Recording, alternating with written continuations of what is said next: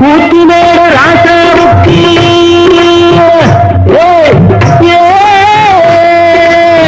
கூத்தினோட ராசாவுக்கு 102 பொண்டாட்டியா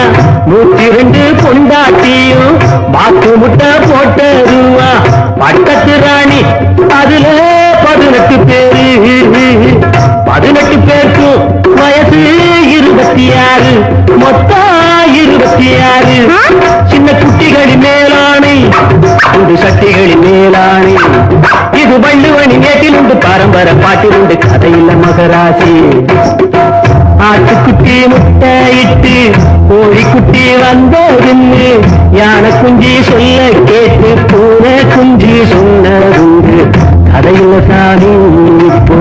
காணுது பூமி இது மட்டும்தானா